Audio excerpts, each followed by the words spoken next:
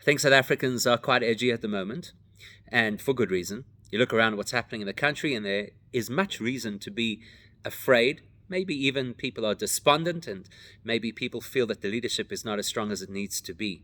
As a Jewish community, we look at the calendar and we say, oh my gosh, this is the 9 days. This is a period that historically is a difficult time for the Jewish people. Some of our worst periods of history happen at this time of the year. Oy vey, is this now, God forbid, foreboding, that all of this should happen in our country at such a time? Are we safe?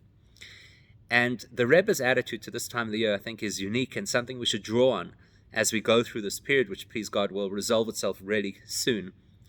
The Rebbe would always point out that we call this month Menachem Av, which directly translated means comfort the Father, or comfort from the Father. The Father obviously referring to our Father in heaven, because we have an axiom in Judaism, which is that if any person on earth is going through difficulty, God participates in that. There's no such thing as people suffering and Hashem is oblivious. Hashem is always with us in our difficulties.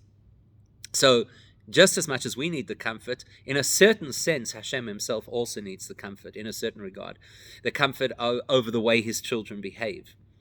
Yet at the same time, the Rebbe would always point out the word comfort comes first, meaning to say that the real energy of this month doesn't stick in the same way historically throughout the whole of history. The real energy of this month, which begins to reveal itself more and more as we get closer to the time of Mashiach, is the energy of Menachem, that Hashem gives us comfort, an energy of resolution. The word Menachem also means to settle, for things to settle. So as much as we are feeling so on edge at this moment, let's remember this is a time where Hashem says there's a possibility, potential, the energy of settling. And how do we get there?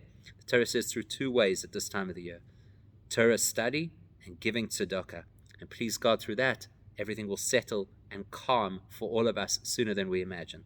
Have a great day. Stay safe and stay sane.